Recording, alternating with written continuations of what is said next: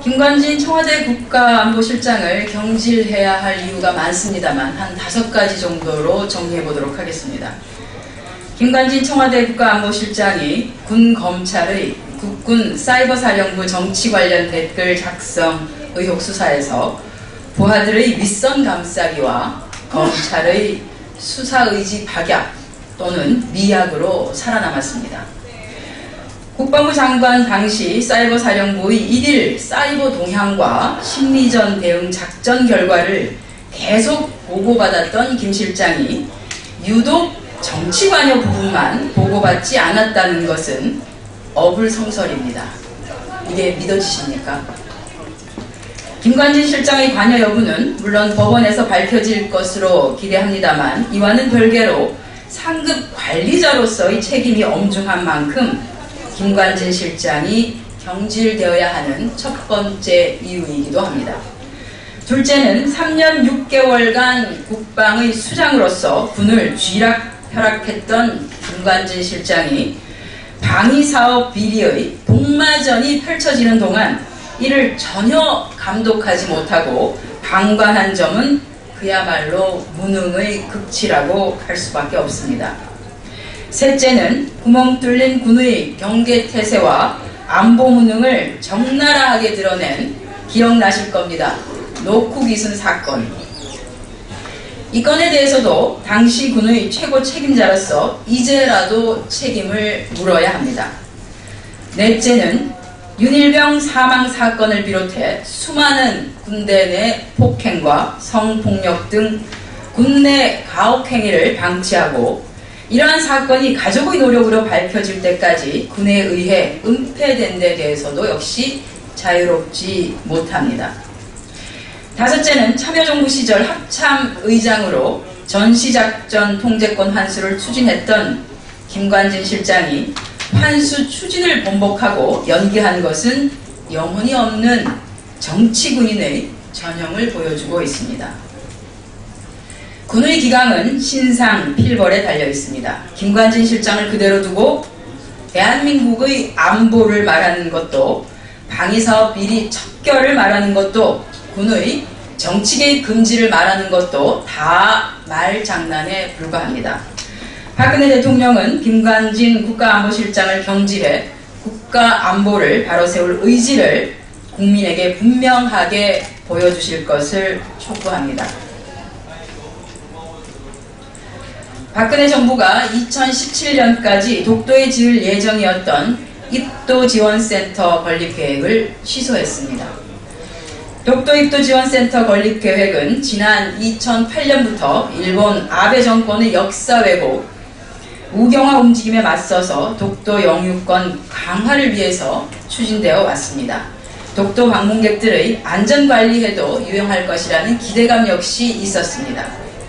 그런데 이번에 문화재인 독도의 경관이 훼손될 수도 있고 안전 문제와 환경오염이 일어날 수 있다며 건립을 중단한다고 합니다. 총리실은 입도지원센터에 대한 안전관리와 국제협약에 따른 해양법 문제 등과 관련해 입찰을 취소하고 재검토를 결정해놓으라 해명했습니다. 안전관리, 환경, 문화재 훼손 이런 것들에 대한 검토가 필요했다면 애초에 꼼꼼하고 신중하게 따져본 후에 해당 내용을 결정하고 또한 발표했어야 맞습니다. 독도 입도지원센터 건립이 마치 독도 수호를 위한 민족사업인 양 상징인 듯 호들갑을 떨다가 이제 와서 손바닥 뒤집듯이 취소한다고 하니 어처구니가 없습니다. 국민은 어느 장단에 박수를 쳐야 할지 원칙 없이 오락가락하는 정부 정책에 혼란스러울 따름입니다. 정부가 이렇게 독도 정책에서 우왕좌왕 오락가락하니 아베 정권의 우경화와 역사 왜곡에 적극적으로 대응할 수가 있겠습니까?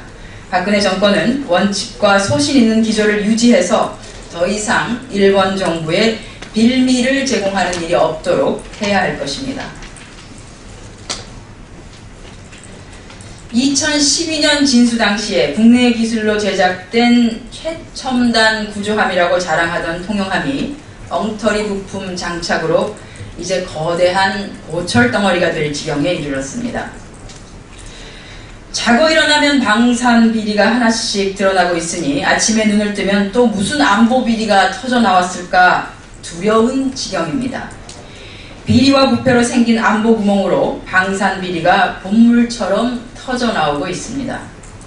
언론 보도에 의하면 짝퉁 방열펜을 고가품으로 속여서 각종 군함의 위성통신 장치 등에 장착되었는가 하면 혐의를 부인하던 황기철 해군 참모총장은 자신이 방위사업청 함정사업부장 시절 입찰 비리로 통용함에 장착된 불량 음파 탄지기를 실제 구매 사인한 것으로 확인되었습니다. 황기철 당시 함정사업부장은 아직 개발 완료도 되지 않은 제품을 서류로만 평가해서 전투용으로 적합하다고 판정 구입을 한 것입니다. 그야말로 말만 듣고 사자 결정을 한 것이죠. 이거는 연애 중인 남자가 청혼을 할 때 나랑 결혼하면 행복하게 해줄게, 평생 손에 물 안 묻히게 해줄게 라는 말만 듣고 빨간 거짓말인 줄 알면서 결혼하는 것과 같습니다. 이렇게 비리와 부패로 얼룩진 군에게 온전히 국가의 안보를 맡길 수 있는지 심각한 의구심이 듭니다. 군에 대한 불신이 높아지고 있는 상황에서 신뢰를 회복하고 안보 불안을 해소하려면 특단의 대책이 필요하다는 것 모두가 인정하는 상황입니다. 국민은 또한 박근혜 대통령께서 국회 시정연설을 통해 방위사업 비리를 이적 행위로 규정하고 척결 의지를 밝힌 것 똑똑하게 기억하고 있습니다. 새누리당은 대통령의 의지에 부응해서 방산비리 등 사자방 국정조사에 적극 앞장서야 할 것입니다. 새누리당에게 사자방 권력형 게이트 국정조사에 동참해 줄 것을 다시 한번 촉구합니다. 우리나라 노동자들이 시간빈곤에 시달리는 것으로 드러났습니다. 시간빈곤이란 일주일 168시간 중에서 근로시간이 개인 관리와 가사, 보육 등 가계 생산에 필요한 시간보다도 많을 경우를 의미합니다.